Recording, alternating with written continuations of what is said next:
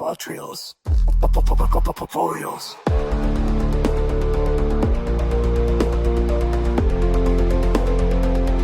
Fotocontorios. Revolucionando o conhecimento científico. Olá, comunidade PodTrials. Que bom ter vocês aqui com a gente de novo para mais uma análise aprofundada. A gente fica super feliz com a companhia e por fazerem do PodTrials essa referência que, nossa, inspira tanto as nossas discussões. É sempre um prazer estar aqui. E hoje o assunto, olha, é daqueles quentes que mexem com o nosso dia a dia. Acabou de sair, fresquinho, direto do Congresso da ESC 2025, agora dia 29 de agosto, as novas diretrizes de doença valvar cardíaca da Sociedade Europeia de Cardiologia, a ESC, né? Feitas junto com a ACTS. Exatamente. Material novo, importante pra caramba. Pois é. Nossa ideia aqui hoje é assim, fazer uma exploração detalhada mesmo desse documento, sabe? Ver o que mudou de verdade em relação a 2021 e o principal, né? O que isso significa pra gente na prática.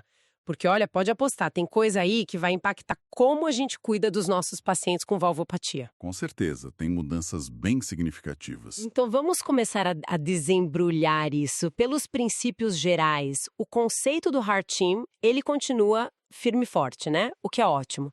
Mas parece que a estrutura em volta dele ficou mais robusta, digamos assim. Falam agora numa tal de rede regional de válvulas cardíacas. O que isso muda na prática? Então, muda bastante a organização do cuidado, viu?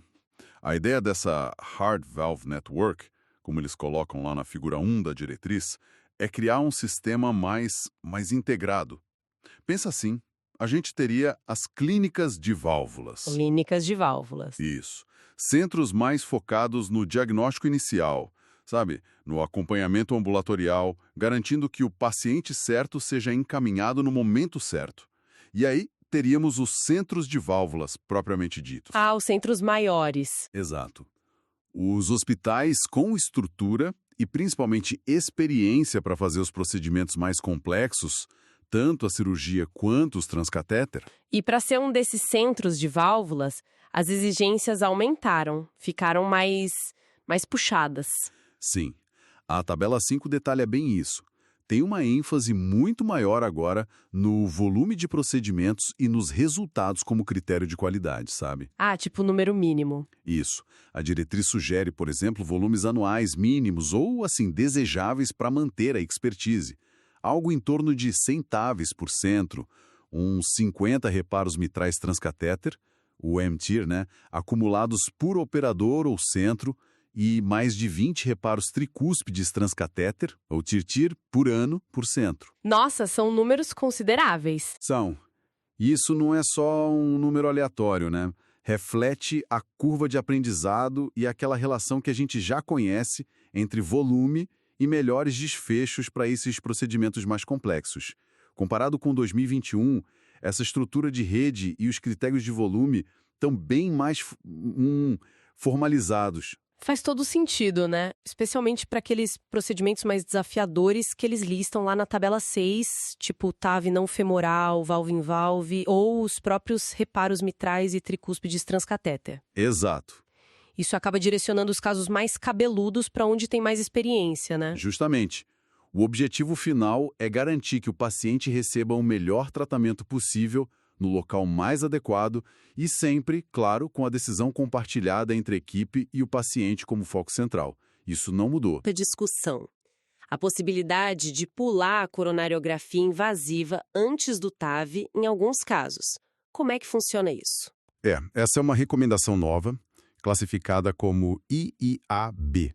Basicamente, ela sugere que pode ser considerado dispensar o cateterismo diagnóstico se a angiotomografia coronariana, aquela que já faz para planejar o TAV. essa mesma, se ela, que já é feita de rotina para planejar o TAV, tiver qualidade suficiente para excluir doença coronariana obstrutiva significativa.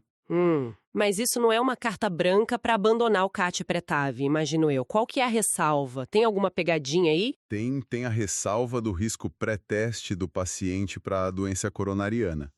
A própria diretriz, em outra recomendação, uma classe 1B, Diz que a Anjo-TC é uma boa alternativa ao CAT para pacientes com risco baixo ou moderado de ter DAC. Ah, tá. Mas para aqueles com risco alto ou muito alto de ter obstruções coronárias, aí o cateterismo invasivo continua sendo a recomendação padrão classe 1C. Ou seja, a Anjo-TC é uma ferramenta valiosa nesse cenário sim, mas a decisão de omitir o CAT precisa ser individualizada caso a caso.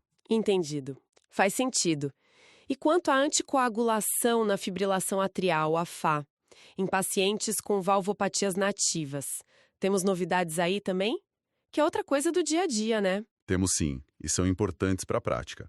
A recomendação agora é mais forte, virou classe 1A a favor dos anticoagulantes orais diretos, os DOACs, né? Em detrimento dos antagonistas da vitamina K, os AVK. Tipo a varfarina. Isso. Para pacientes com FA e estenose aórtica, insuficiência aórtica ou insuficiência mitral, seja primária ou secundária. Isso reflete a confiança crescente na segurança e na eficácia dos DOACs nesses cenários, baseada em múltiplos estudos recentes. Bacana. E a grande exceção continua sendo a estenose mitral reumática.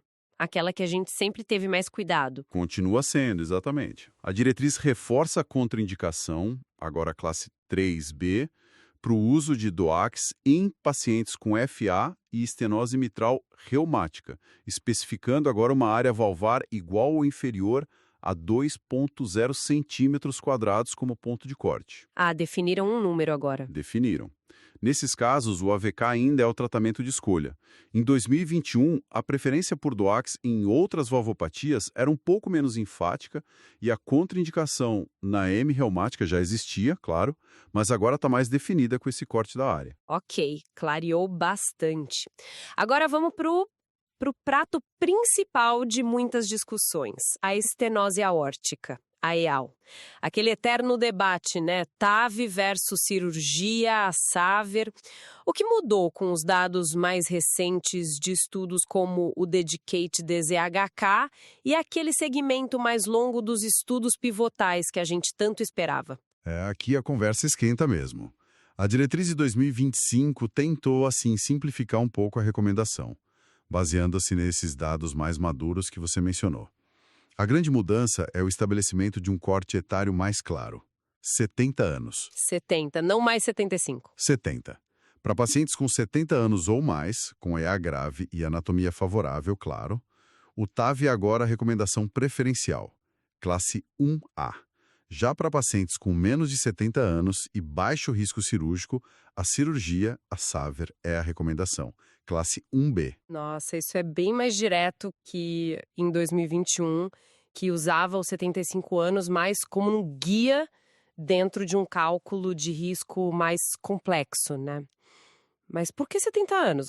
O que levou a essa definição mais taxativa, assim? Foi algum estudo específico ou um conjunto de evidências? Foi um conjunto de evidências, na verdade, incluindo o segmento de 5 anos dos estudos de baixo risco, o Partner Trace e o Evolute Low Risk, e também meta-análises que sugerem que, abaixo dessa idade, especialmente em baixo risco, a cirurgia ainda oferece uma durabilidade comprovada maior. E isso é crucial quando a gente pensa a longo prazo, né? Ah, durabilidade? Exato. Isso nos leva direto a outro conceito que ganhou um destaque imenso, gigante na nova diretriz. O manejo ao longo da vida, o Lifetime Management. Certo. Lifetime Management, o que isso significa na prática, assim, quando a gente está conversando com um paciente, sei lá, de 65 anos, sobre a primeira intervenção na válvula lórtica dele? Significa que a decisão sobre a primeira intervenção não pode ser isolada. Sabe, a gente precisa pensar em toda a trajetória daquele paciente. Se ele tem 65 anos e baixo risco, a SAVR, a cirurgia, é a recomendada. Por quê? Porque uma prótese cirúrgica, seja biológica ou mecânica, pode oferecer maior durabilidade inicial. O que diminui a chance de precisar de outra intervenção logo, né? Exatamente. Diminui a chance dele precisar de uma segunda intervenção muito cedo. A gente tem que considerar a durabilidade da prótese, claro, o risco de mismatch prótese-paciente, o PPM. Ah, quando a válvula fica pequena para o paciente. Isso que causa gradientes elevados. E também a complexidade de futuras intervenções, como um TAV dentro de uma prótese cirúrgica, o TAV em SAV, ou até um TAV dentro de outro TAV, o TAV em TAV. Que pode complicar o acesso às coronárias, por exemplo. Pode complicar e muito. Então é um planejamento de longo prazo mesmo. Não é só resolver o problema agora. Entendi. E como fica a válvula aórtica bicúspide, a VAB, nessa história toda? O TAV avançou nesse terreno, que sempre foi mais delicado. Avançou, mas com cautela. A diretriz agora posicionou o TAV como uma opção a ser considerada, uma classe 2A ou 2B, dependendo do risco e da anatomia, claro, para EAO grave em VAB. Ah, então já não é mais aquela coisa tão reticente de 2021? Não. É uma mudança sim, reflete a maior experiência que a gente acumulou e dados observacionais, mas ainda faltam comparações diretas robustas com a SAVRE nesse grupo específico, né? A anatomia da válvula é muito variável e isso é crucial para o sucesso do TAV. Tá claro. Então, para a gente ilustrar. Paciente de 68 anos, ativo, super bem. É aorte grave sintomática, baixo risco cirúrgico, um STS tipo menor que 2%. Válvula tricúspide. Pensando nesse lifetime management, a diretriz aponta claramente para a SAVRE, classe 1B, correto? Corretíssimo. Nessa idade e baixo risco, a cirurgia é a escolha preferencial, visando justamente essa maior durabilidade e minimizando a necessidade de reintervenções precoces. A discussão seguinte seria sobre o tipo de prótese cirúrgica, mecânica ou biológica, aí pesando os prós e contras de cada uma para aquele paciente específico. Perfeito, super claro. Agora, mudando o foco para a insuficiência mitral, a IM, a diretriz agora separa bem a primária da secundária e até subdivide a secundária em atrial e ventricular. Qual a importância dessa subdivisão na prática? É bem importante, porque a causa e potencialmente o tratamento da IM secundária, a IMS, podem diferir bastante. A IMS arterial geralmente decorre da dilatação do átrio esquerdo e do anel mitral, muitas vezes ligada à FA crônica, sabe? Com o ventrículo esquerdo, VE, não tão comprometido inicialmente. Ah, entendi. A culpa é mais do átrio. Isso. Já a IMS ventricular é consequência direta da doença do músculo cardíaco, com dilatação e disfunção do VE que acabam distorcendo o aparelho mitral. A origem do problema é diferente. Certo. E o tratamento da IMS ventricular, que sempre foi aquele palco de debates, com os estudos COAPT, MITRA-FR, o que o novo estudo, o Reshape HF2, trouxe de novo? E como isso se reflete agora na diretriz? Então, o Reshape HF2, que é um estudo europeu, ele basicamente confirmou os achados do COAPT americano.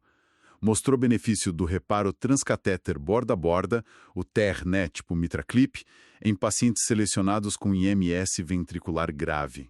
E aí a recomendação mudou. Mudou. Com isso, a diretriz de 2025 elevou a recomendação do TER para a classe IA. Mas, e aqui tem um mas importante, é crucial entender para quem e para quê. Explica melhor isso. Quais são os critérios e qual é o objetivo principal do TER nesse cenário específico? A recomendação IA é para pacientes que continuam sintomáticos apesar de tratamento clínico otimizado para insuficiência cardíaca, o famoso GDMT, né? E que se encaixam num perfil bem específico que está detalhado lá na tabela 7. Basicamente, fração de ejeção do VE entre 20% e 50%. Não pode ser muito baixa nem normal. Exato. Diâmetro sistólico final do VE não excessivamente grande, tipo menor ou igual a 70 milímetros. Pressão pulmonar não proibitiva, PSAP menor ou igual a 70 milímetros Hg e sem disfunção grave do VD. E o objetivo? Qual o desfecho que melhora? O objetivo principal, baseado na evidência atual do COAPT, do Reshape HF2 e de meta-análises, é reduzir hospitalizações por IC e melhorar a qualidade de vida. A diretriz é bem clara ao dizer que ainda não há prova de benefício em mortalidade isolada. Ah, então peraí. É uma terapia focada em melhorar a qualidade de vida do paciente, reduzir a carga de hospitalizações, mas não necessariamente em aumentar a sobrevida por si só. Isso muda um pouco a conversa com o paciente, né? Muda completamente, exatamente. É uma ferramenta importante para um grupo específico de pacientes com IMS ventricular, mas não é uma solução para todos. E a seleção rigorosa é a chave do sucesso. O estudo Matterhorn, que também é citado, comparou TER com cirurgia em pacientes com IMS grave, a maioria ventricular, e mostrou não inferioridade do TER em 1 ano, com mais segurança. Isso reforça o TER como opção, embora a cirurgia ainda possa ser considerada uma classe 2B em casos selecionados. Entendi. E para IMS atrial, aquela que a culpa é mais do átrio, a abordagem é diferente? A evidência ainda está em construção, sabe? Mas dados observacionais sugerem que a cirurgia, focando na anuloplastia para reduzir o anel dilatado, frequentemente combinada com o tratamento da FA, tipo ablação ou oclusão do apêndice atrial, pode ser benéfica. O TR é uma opção, e IB se o risco cirúrgico for muito alto, mas os resultados parecem menos consistentes do que na IM ventricular. Tá, então vamos para o nosso caso clínico 2. Paciente de 75 anos, com IC, FED de 35% e IMS ventricular grave, já está em uso de sacubitril valsartana, beta-bloqueador, IS-GLT2, espironolactona, o pacote completo de GDMT, mas continua sintomático, classe funcional 3 e teve uma internação por IC há 6 meses. O eco mostra um VE com 65 milímetros de diâmetro sistólico, PSAP de 60 mmG. Ele parece se encaixar direitinho nos critérios da tabela 7, né? Parece o paciente do COAPT, né? Exato. A discussão do Hartin tenderia para o TER classe 2A, focando em reduzir novas hospitalizações e melhorar os sintomas dele. Sim, esse é o perfil de paciente onde o TER demonstrou benefício nos estudos e onde a recomendação 2A se aplica fortemente. A discussão envolveria confirmar se a anatomia é favorável para o CLIP, claro, e alinhar bem as expectativas com o paciente sobre os objetivos do procedimento. Menos falta de ar, menos internação. Perfeito. Agora vamos falar da válvula que, nossa, ganhou muitos holofotes nessas diretrizes. A tricúspide. A seção sobre insuficiência tricúspide, a IT, está bem maior, né? Qual a mensagem central ali? A mensagem é clara. Não ignorem a tricúspide. Chega de ser a válvula esquecida. A diretriz enfatiza muito a importância de intervir na IT secundária grave antes que ocorra a disfunção avançada e irreversível do ventrículo direito, do VD. Isso vale tanto para a IT isolada quanto para aquela que aparece junto com problema na mitral ou aórtica. Vale para as duas situações, tanto para a IT que surge tardiamente depois de uma cirurgia esquerda prévia, quanto para a IT que já está presente no momento da primeira cirurgia valvar esquerda. E falando em cirurgia esquerda, o tratamento da IT concomitante, aquela que a gente opera junto, mudou. Mudou e ficou mais forte, agora é classe 1. Baseado em novos ensaios clínicos randomizados, o reparo cirúrgico da tricúspide é recomendado classe 1 em pacientes com IT grave que vão operar as válvulas esquerdas. Não é mais pode considerar. Ah, virou obrigatório praticamente. Quase isso. E mais, deve ser considerado, agora classe 2A, mesmo se a IT for só moderada ou se apenas o anel estiver dilatado, tipo maior que 40 milímetros ou maior que 21 milímetros por metro quadrado. Nossa, esse é um passo bem importante para evitar a progressão da IT lá na frente, né? Com certeza. Evitar aquela IT que aparece anos depois da cirurgia mitral, por exemplo. E a grande novidade que todo mundo estava esperando, as intervenções transcatéter na válvula tricúspide, a TTVI, saíram do campo experimental para as recomendações finalmente. Sim, essa é talvez uma das maiores novidades mesmo da Diretriz 2025. O TTVI agora tem uma recomendação formal, classe 2A. 2A. Já? Já. Isso significa que o reparo transcatéter borda a borda, que é parecido com o MitraClip, ou a substituição valvar transcatéter, devem ser considerados pelo Heart Team para pacientes sintomáticos com IT grave, seja isolada ou recorrente pós-cirurgia, e que sejam considerados de alto risco para uma nova cirurgia convencional. Uau! E o que embasou essa recomendação 2A? Quais estudos foram a chave para isso? Principalmente 2 ensaios clínicos randomizados pivotais que saíram recentemente. O Triluminate Pivotal, que avaliou o reparo borda a borda, tipo o TriClip, e mostrou melhora significativa na qualidade de vida comparado ao tratamento clínico. E o Trisend 2, que avaliou uma prótese de substituição valvar transcatéter, a Evoque, e também atingiu seu desfecho primário focado em qualidade de vida e sintomas. Entendi. Os dois mostraram benefício. Mostraram. Ambos mostraram redução da IT, claro, e algum remodelamento reverso do VD também. Interessante que o foco primário desses estudos foi qualidade de vida, né? Isso reflete uma mudança na forma como a gente avalia o sucesso dessas intervenções em pacientes que muitas vezes já estão bastante debilitados. Sem dúvida nenhuma. Para pacientes com IT grave sintomática e alto risco cirúrgico, que muitas vezes têm pouquíssimas opções terapêuticas, melhorar a qualidade de vida, reduzir sintomas, reduzir edema, isso é um objetivo extremamente relevante, né? Com certeza. No entanto, é preciso ter atenção aos detalhes. A substituição valvar no Tricend 2, por exemplo, se associou a uma taxa não desprezível de necessidade de implante de marca-passo definitivo, algo em torno de 25% em um ano. 25%. É bastante coisa. É, e isso entra na balança da decisão, claro. Risco versus benefício. Então, a escolha entre reparo ou substituição transcatéter vai depender muito da anatomia de cada paciente e da discussão de riscos e benefícios com o Heart Team, incluindo esse risco de marca-passo com a troca. Exatamente. A anatomia da válvula tricúspide, a função do VD, a presença de cabos de marca-passo antigos que possam atrapalhar, o risco individual de bloqueio AV e, claro, a experiência do centro com cada tecnologia. Tudo isso vai guiar a escolha. Scores de risco, como o TriScore, também são mencionados para ajudar a identificar pacientes com maior probabilidade de benefício versus aqueles onde a intervenção pode ser fútil. Certo. Então, nosso caso clínico 3, para ilustrar. Paciente de 80 anos, IT secundária grave, muito sintomática, com dispneia, edema de perna, ascite. Alto risco cirúrgico. O eco mostra um VD dilatado, mas com função ainda moderada, tipo um TAPSE de 15 mm e PSAP de 45 mm de mercúrio. O cateterismo direito confirma que não tem hipertensão pulmonar pré-capilar grave. Esse seria um caso clássico para o Heart Team discutir TTVI, seja reparo ou substituição, com base na nova recomendação classe 2A. Com certeza absoluta. É exatamente esse o cenário onde o TTVI surge como uma nova esperança terapêutica. A discussão se centraria em qual modalidade, reparo ou troca, seria tecnicamente mais adequada e mais segura para aquele paciente específico, sempre visando o alívio sintomático e a melhora da qualidade de vida como objetivos primários. Fantástico ver essas opções surgindo para esses pacientes que antes tinham pouca alternativa. Agora, mudando um pouco de assunto, mas ainda super crucial.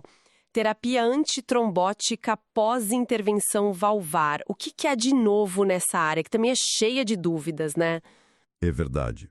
As principais atualizações focam nos pacientes que recebem próteses biológicas, as BHVs, sejam cirúrgicas ou TTVI, e que não têm outra indicação para anticoagulação oral, a OAC, tipo FA. A diretriz busca simplificar e otimizar a prevenção de eventos trombóticos e também hemorrágicos. Comparando com 2021, o que mudou para quem recebe uma prótese biológica cirúrgica e não precisa de OAC por outro motivo? Em 2025, a recomendação para os primeiros 3 meses após uma BHV aórtica continua sendo IIA, ou seja, considerar. Mas agora, a escolha é entre AAS ou OAC. Antes era mais direcionado para AVK ou AAS. A novidade mesmo é uma recomendação IIB. Pode ser considerado para manter a AAS em baixa dose por toda a vida após esses 3 meses iniciais. AAS para sempre, talvez? Talvez, uma possibilidade. Para BHV mitral ou tricúspide cirúrgica, a OAC por 3 meses, que era IIA, foi mantida. Ok. E para o TAV? Que sempre teve aquela polêmica AS isolado ou dupla antiagregação, DAPT. Como ficou isso? Essa polêmica parece resolvida pelo menos por enquanto, baseado principalmente nos resultados do estudo Popular TAV, a coorte A, que mostrou menos sangramento sem aumento de eventos isquêmicos com AS isolado. Lembro desse estudo. Pois é. A diretriz 2025 agora recomenda AS isolado como preferível, classe 1B, após TAV em pacientes sem indicação de OAC. E a DAPT de rotina, sem um motivo claro como um stent coronário recente, é agora não recomendada, classe 3B. Nossa, isso simplifica bastante a prescrição pós-TAV para muita gente, que ótimo. E para os pacientes que precisam de OAC, por exemplo, por causa de uma FA e recebem uma BHV ou um TAV, a escolha ainda é complexa entre DOAC e AVK? Continua sendo uma área com nuances, sim. Para TAV mais FA, a recomendação é usar OAC isolado, ou seja, sem antiplaquetário junto, isso é classe 1B. A diretriz não faz uma recomendação forte sobre DOAC versus AVK nesse cenário específico pós-TAV, refletindo resultados meio mistos de estudos como o Envisage TAV IF com o Edoxabana e o Atlantis com a Pixabana. Então ainda fica a critério médico. Fica mais a critério, pesando o risco trombótico e hemorrágico individual. Porém, para pacientes com FA que recebem uma BHV cirúrgica, a diretriz 2025 sugere que os DOACs devem ser considerados. Agora uma classe 2AB, em preferência ao AVK após os primeiros 3 meses da cirurgia. Ah, interessante essa diferença entre TAV e cirurgia nesse ponto. E para prótese mecânica? Tudo igual. AVK para sempre, sem discussão. Sim, para prótese mecânica, a MHV, nenhuma mudança fundamental. AVK vitalício, classe 1A ou B dependendo da posição, com controle rigoroso de NR continua sendo padrão absoluto. DOACs e DAP permanecem totalmente contraindicados, classe 3A. Aí não tem conversa. Claríssimo. Além desses grandes temas que a gente cobriu, EA, IM e T, antitrombóticos, algo mais chamou a sua atenção nas atualizações? Mesmo que mais brevemente, algum detalhe? Olha, 2 coisas valem a menção. Sim, a seção sobre doença multivalvar ou mista foi refinada. Reforça que a avaliação tem que ser integrada, porque múltiplas lesões, mesmo que individualmente sejam só moderadas, podem ter um impacto hemodinâmico grave quando combinadas, né? A carga total. Verdade. E muito importante, na minha opinião, há uma seção inteiramente nova sobre diferenças sexo-específicas na doença valvar. Opa! Isso é super interessante e atual. Qual a implicação prática de se dedicar uma sessão inteira a isso? É reconhecer formalmente que homens e mulheres podem ter diferenças importantes na forma como a doença valvar se apresenta, como ela progride e até como responde ao tratamento. Por exemplo, na estenose aórtica, a gente sabe que mulheres tendem a ter mais fibrose miocárdica e apresentar mais frequentemente aquele padrão de baixo fluxo, baixo gradiente com fração de ejeção preservada. Que às vezes dificulta o diagnóstico, né? Exatamente. Isso pode impactar o diagnóstico e talvez até os limiares que a gente usa para indicar intervenção. A diretriz aponta a necessidade de mais pesquisa, claro, mas já sinaliza a importância de considerar o sexo na avaliação individualizada de cada paciente. Um passo muito importante para uma medicina mais personalizada, sem dúvida. Para a gente ir fechando nossa análise, se a gente fosse resumir as mensagens mais impactantes, focando naquelas coisas que realmente devemos fazer, as classe 1, e o que a gente não deve fazer de jeito nenhum, as classe 3. Faça e não faça rápido. Boa, resumindo muito mesmo.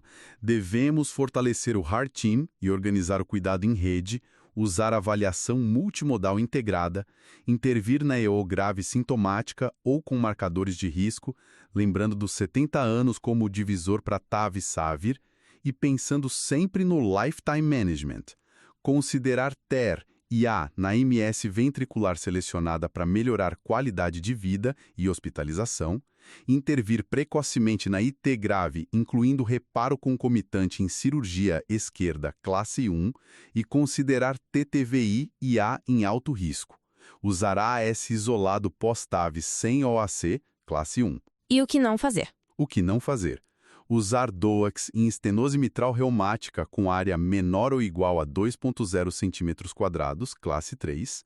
Usar DAPT rotineiramente pós-TAV sem indicação clara, classe 3. E, claro, usar DOACs em próteses mecânicas, classe 3. Excelente síntese. Então, recapitulando as grandes viradas de 2021 para 2025, um porte etário mais definido, 70 anos, para TAVizar EA, com uma ênfase enorme no planejamento a longo prazo, Lifetime Management, o TRR ganhando status de A para IS ventricular bem selecionada, focada em sintomas e hospitalização, o TTAV deixando de ser só uma promessa para se tornar uma opção terapêutica real, classe 2A, na IT grave de alto risco, e uma simplificação bem-vinda na terapia antitrombótica pós-TAV, com a S isolado ganhando força. Tudo isso ancorado na importância crescente do Heart Team e na estruturação de redes e centros especializados. Ufa! É bastante coisa, né? Uma diretriz densa. Foi uma exploração e tanto. Agradeço demais a clareza nas explicações. Foi ótimo e obrigada a todo mundo que acompanhou a gente aqui no Pod Trials. Para a gente pensar um pouquinho além da diretriz agora, com essa evolução tão rápida das terapias transcatéter, especialmente para mitral e tricúspide, como vocês acham que a própria definição do que é um paciente operável ou inoperável vai se transformar nos próximos 5 anos? E como isso impacta aquele conceito de lifetime management que a gente discutiu tanto hoje? Fica aí a reflexão. Uma ótima pergunta para a gente continuar pensando. Obrigado, turma. Até mais. Conhecimento Pod Trials Pod Conhecimento revolucionando conhecimento científico.